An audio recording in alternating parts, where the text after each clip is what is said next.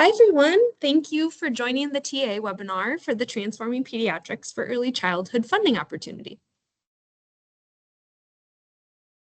Today, we are going to briefly cover the program requirements and expectations, guidance on drafting applications, the budget and grants management role, the review process, and then a few reminders. I am Natalie Surface, the project officer for the TPEC program, and I am joined today by Tia Renwick, the grants management specialist. TPEC is one of 4 major programs within the Division of Home Visiting and Early Childhood Systems here in the Maternal and Child Health Bureau. Collectively, our programs facilitate early identification and intervention and enable families to get what they need when they need it. Our programs improve the health and well-being of young children and their families by meeting them where they are and promoting safe, stable, and nurturing relationships between caregivers and children, starting early. HRSA launched the TPEC program in 2022 through funding authorized by the SPRAN set-aside in the MCHB block grant to deliver early childhood development services in pediatric primary care settings through a team of health professionals. The program prioritizes services for young children and their families who are eligible for Medicaid or the Children's Health Insurance Program or are uninsured. Since 2022, TPEC awardees have transformed how early childhood services are delivered, and results have included families coming in for preventative health care more regularly, caregivers feeling more confident in their parenting, and health professionals staying in their jobs for longer. It has also resulted in delivered services that are both higher quality and more cost-effective. This funding opportunity will build upon the success of the previous iteration and continue to show measurable improvements in service delivery rates and early childhood development outcomes.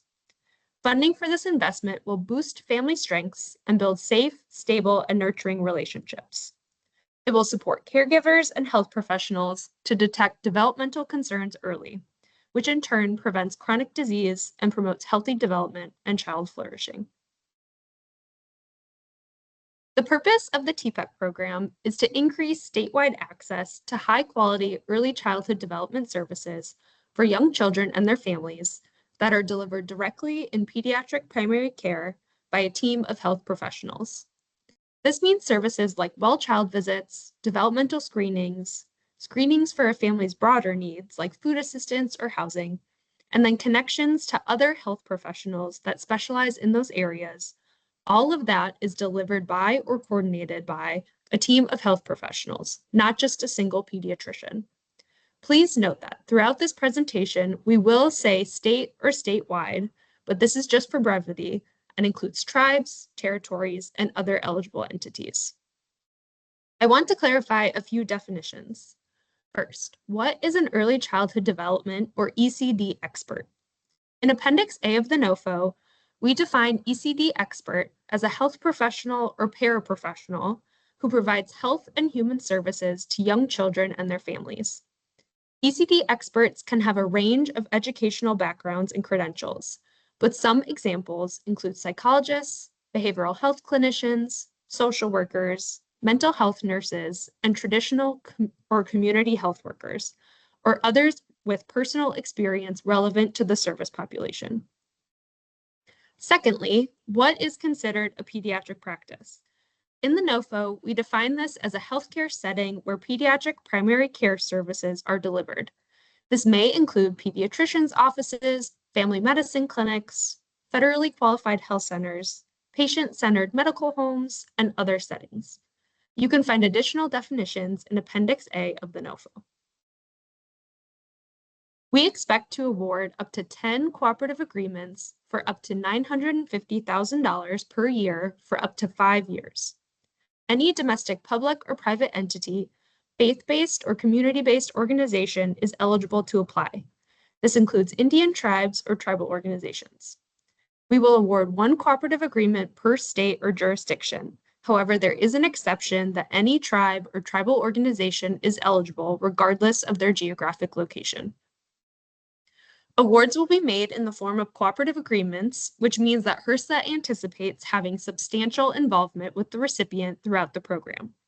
Please refer to the NOFO where it outlines specific roles and responsibilities, for recipients and HRSA under this type of mechanism.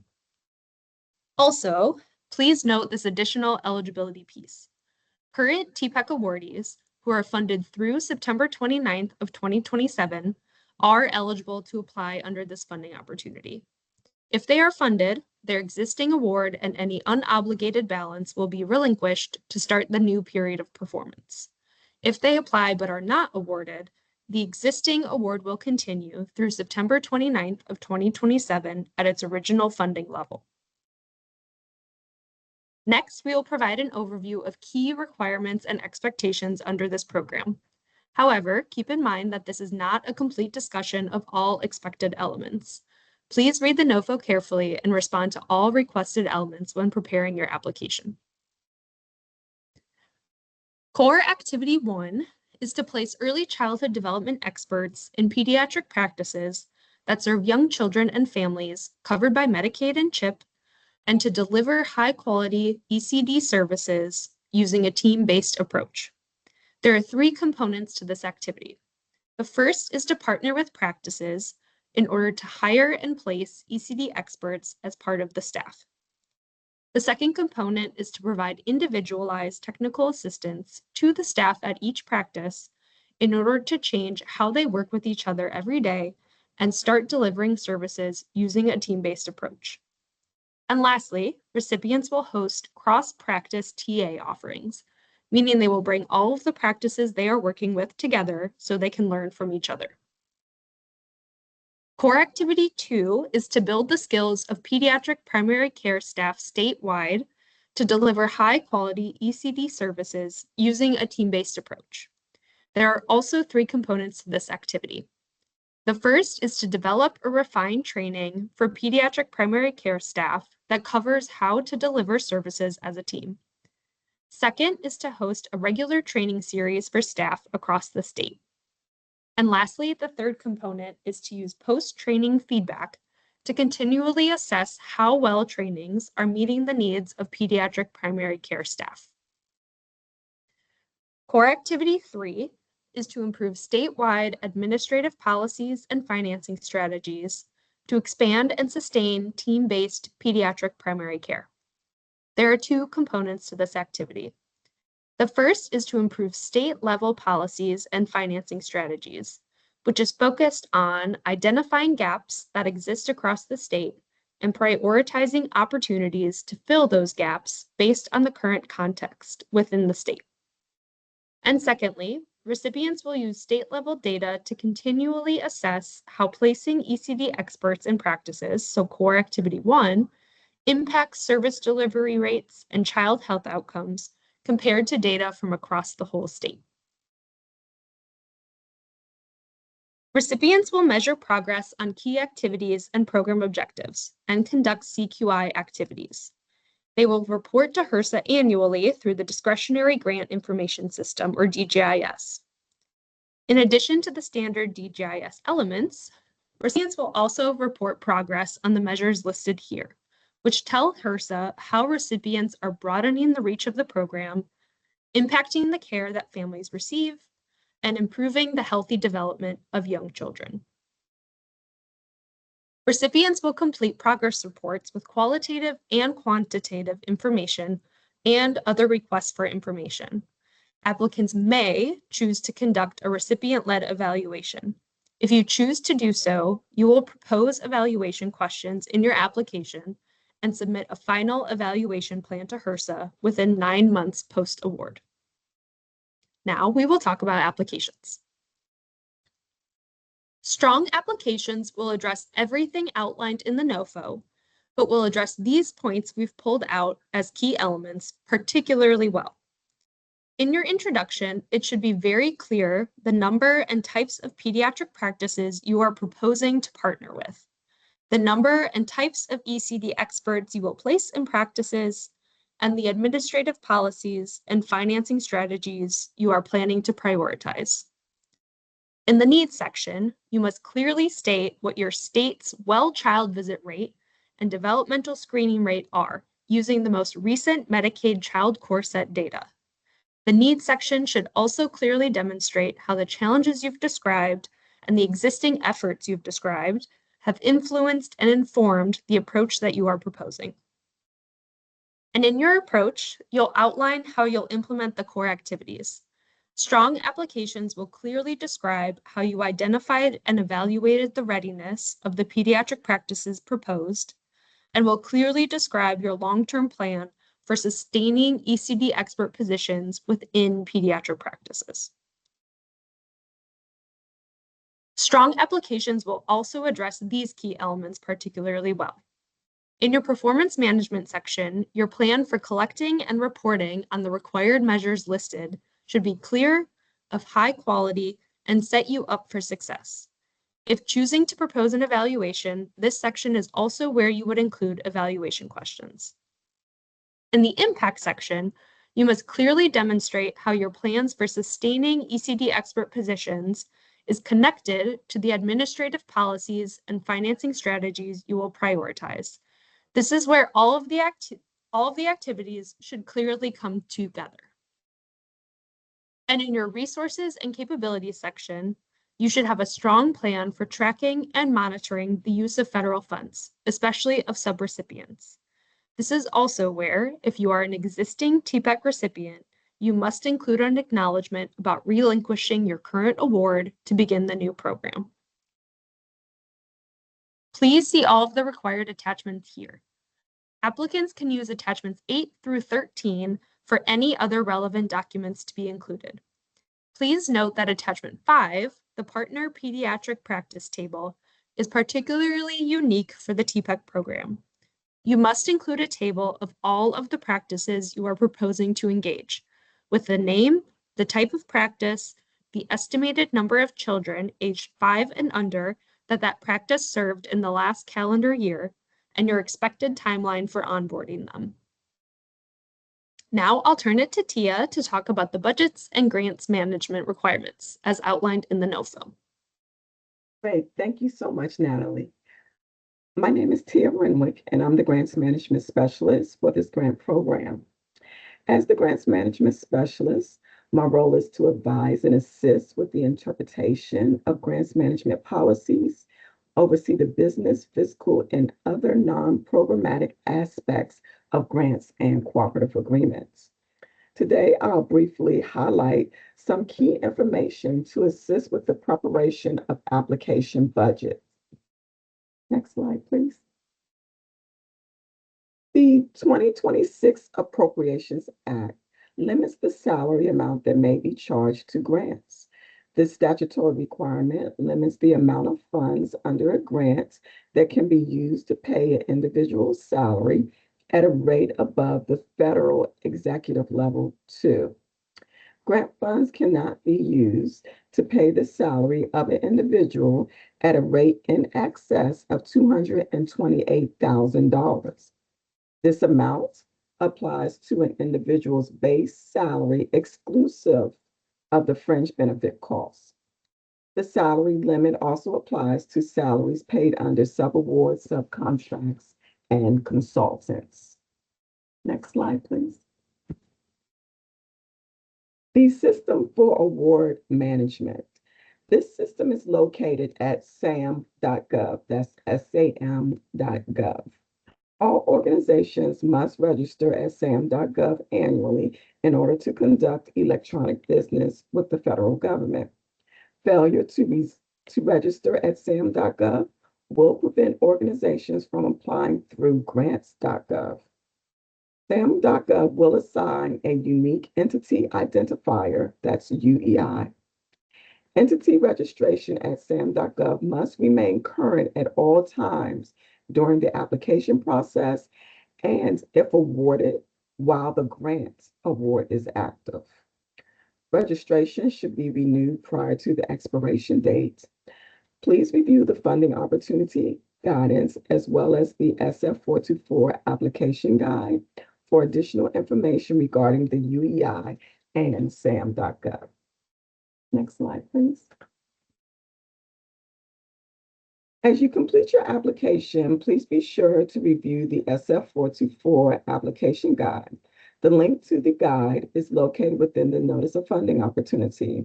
The SF424 application guide is a good resource that provides detailed instructions to help organizations prepare and submit applications. This guide is specific to HRSA's notices of funding opportunities. It provides information related to application preparation, the submission process, and it helps to ensure that the application is well organized. And if funded by HRSA, it can help avoid audit issues during the implementation phase of the grant. However, please note that this guide does not replace programmatic specific guidance that's found in the funding opportunity. Both the SF424 application guide and the funding opportunity should be used to ensure that the application includes all of the required documents. A few of the topics outlined in the guide includes instructions relating to completing budget forms and the budget narrative for multi-year grant projects, standards for financial management, compliance requirements, funding restrictions, unallowable costs, fiscal reporting, and these are just to name a few. Please be sure to carefully review the SF424 application guide to ensure that all required components are included with the budget. Next slide, please. Now I'll review some information specifically relating to the budget documentation. A complete budget must include a SF424A budget form, a budget narrative, and an indirect cost rate agreement if applicable. Now on the next slide, we'll go into more detail. Next slide, please. Here are a few items to keep in mind as you prepare your budgets. Review the SF424 application guide at sections 3.1.4 and 3.1.5 for instructions on completing the budget. Ensure that the budget includes the requested funding for each year of the project period. For information relating to cost allowability, please reference pages 15 and 35 of the SF424 application guide. These sections contain information on financial management standards, along with other references for allowability of costs. Additionally, the equipment and supply definitions have been updated. For detailed information on that, please refer to CFR 200.1. But in summary, the equipment threshold increased from 5,000 to 10,000 when assessing the value of equipment, and that's per unit. The supply definition states that supplies are tangible personal property other than those that are described in the equipment definition. A computing device is considered a supply if the acquisition cost is below 10,000, and that's regardless of the length of its useful life. Next slide, please. Now we'll discuss the budget narrative. So the budget narrative must provide amounts and descriptions that clearly explain how costs within each budget category will support the proposed goals and objectives. It also must provide a cost breakout for each line item to show how the costs were calculated.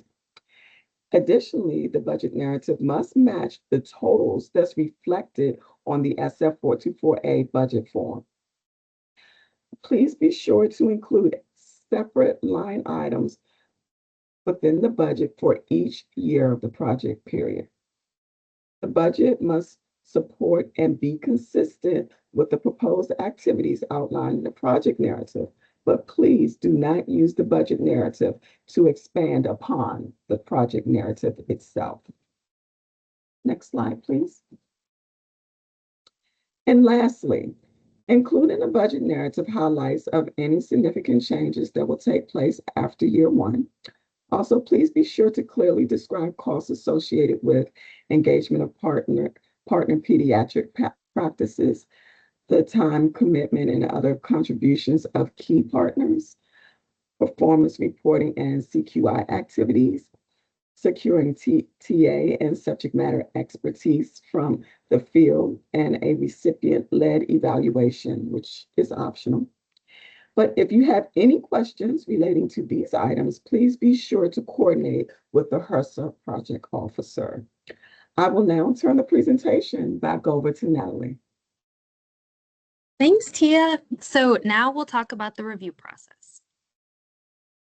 HRSA assesses the technical merit of applications of your entire proposal through objective review. In the NOFO, we outline the indicators for each review criterion so that you as applicants are aware of the standards used by reviewers and can present clear, relevant information. Please be sure to read the NOFO and understand what those standards are. Funding is competitive and truly every point counts. TPEC has 6 review criteria that align with the key elements of the application we walked through previously. The 2 aspects of the review criteria that we want to highlight here are first, in the needs section, full points for this criterion can only be awarded if at least one identified pediatric practice is in a rural area, serves a primarily tribal population, or is a federally qualified health center. Secondly, please note that the response section is broken into 2 parts. Your overall approach will be reviewed for 20 points. Your work plan and the section where you describe how you will resolve challenges will be reviewed for 10 points. As a reminder, be sure to review the NOFO closely to understand all of the review criteria and the standards by which your application will be assessed. And lastly, a few reminders. Please be sure to read the NOFO and the SF424 application guide, which is linked throughout the NOFO, very carefully to make sure you are providing a complete application.